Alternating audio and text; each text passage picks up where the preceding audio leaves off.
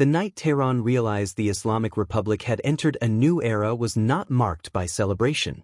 It was marked by silence. For decades, one man had stood at the center of Iran's political universe, Ali Khamenei. Since 1989, he had ruled as the supreme leader of the Islamic Republic, the ultimate authority over Iran's military, intelligence networks, nuclear ambitions, and foreign policy. His words could launch wars or halt negotiations. His approval shaped every major strategic decision Iran made.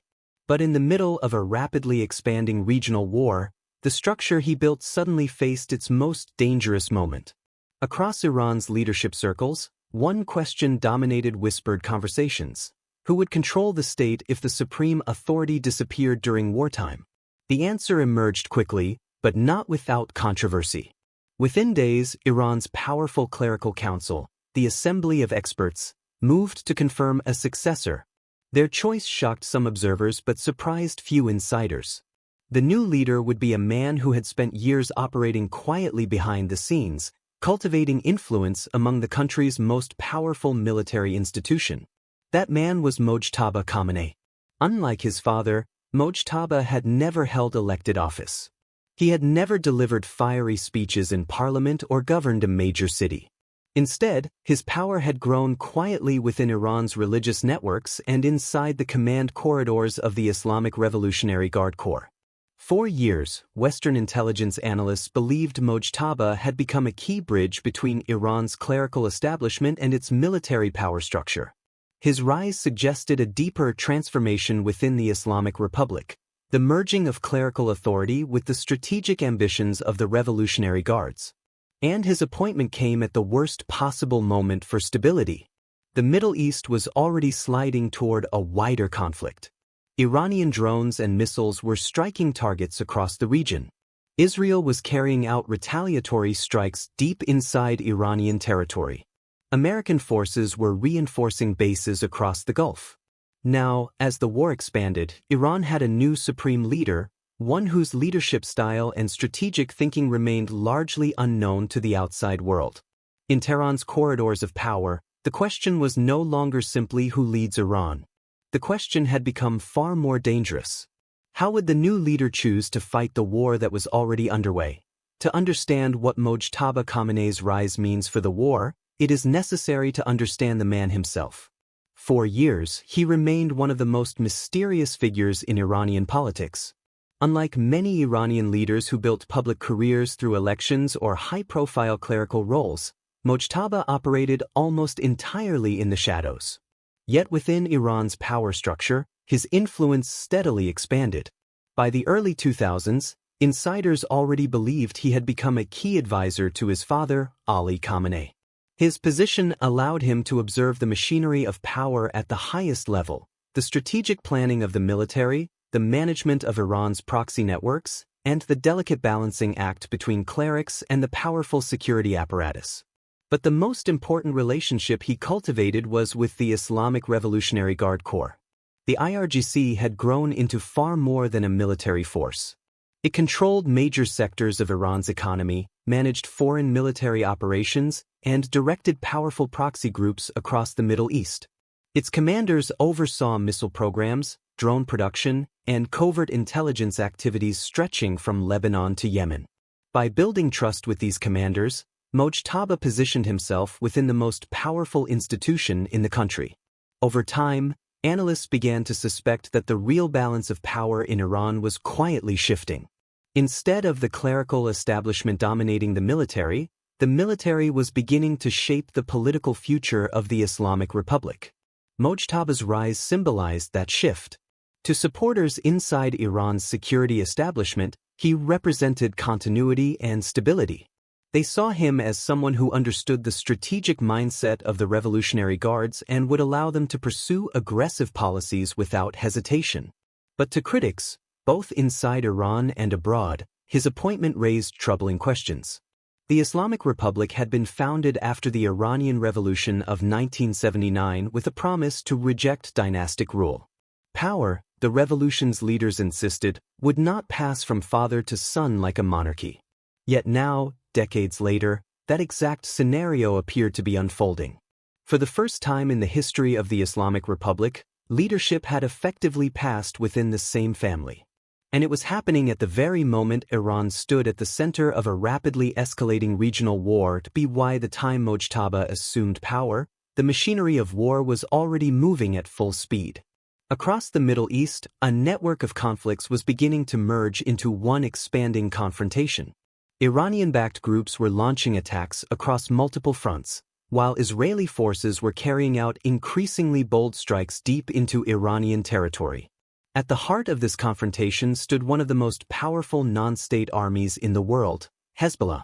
From its strongholds in southern Lebanon, Hezbollah had built an arsenal of tens of thousands of rockets and missiles capable of striking deep into Israel. For years, Iran had invested heavily in this network, transforming it into a strategic deterrent against Israeli attacks. Now, that deterrent was being tested. At the same time, other Iranian-aligned groups were expanding the battlefield.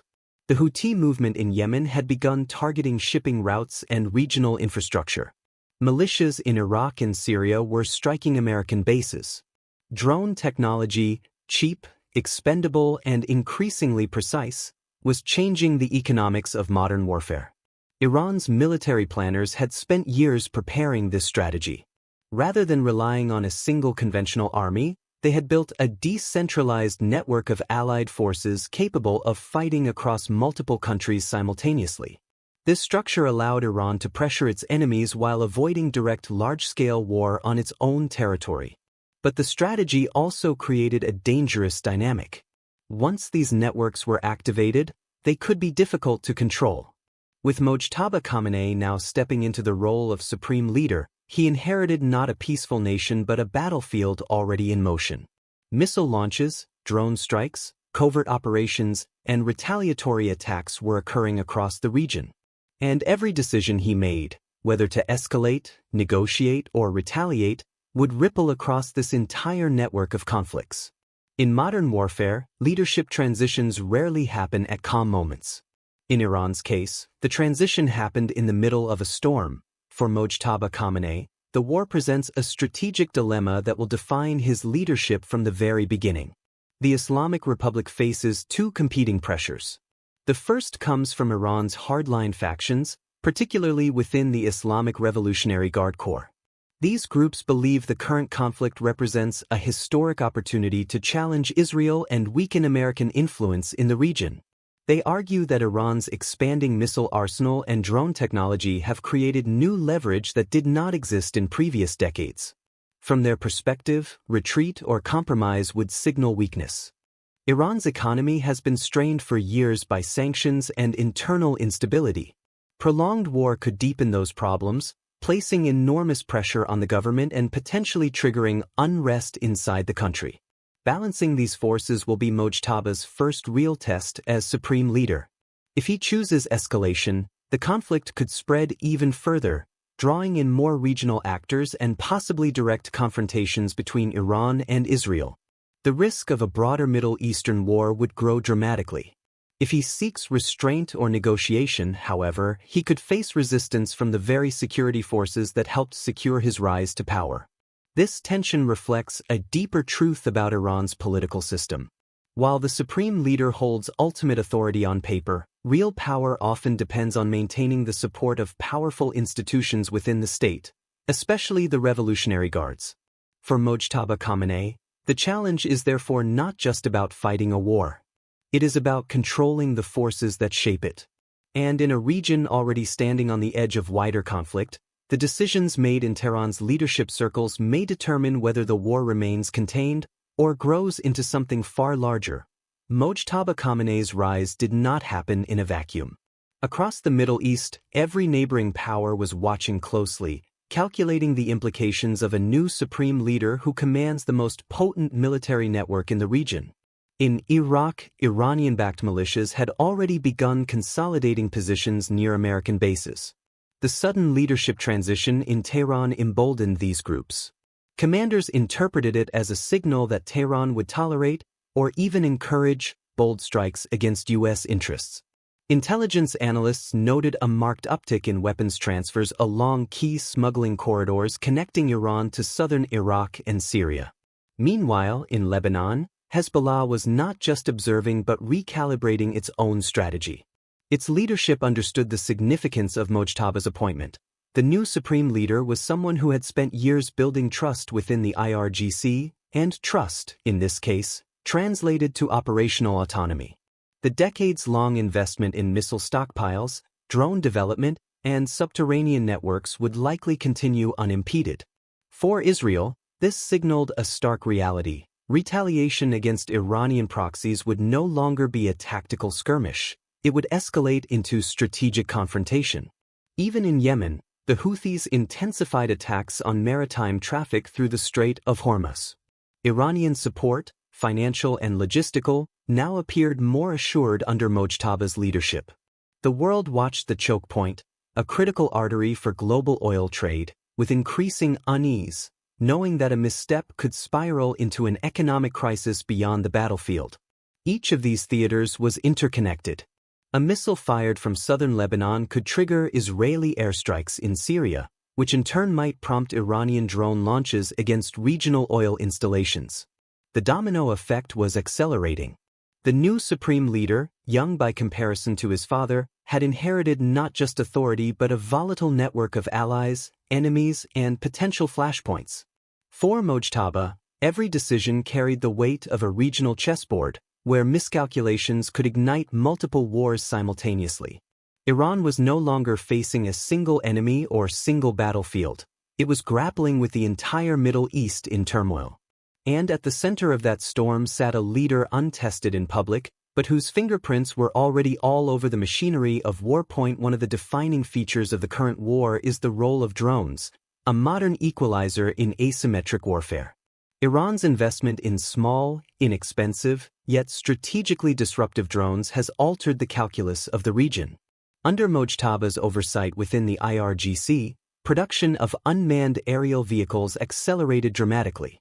Unlike conventional missiles or fighter jets, these drones cost a fraction of the price, allowing Iran to saturate the battlefield with unmanned strikes. Their targets range from Israeli military infrastructure to U.S. supply convoys, from energy facilities to intelligence installations across the Gulf. Each drone carries an economic paradox. The cost of building one is minuscule compared to the financial and political cost of intercepting it.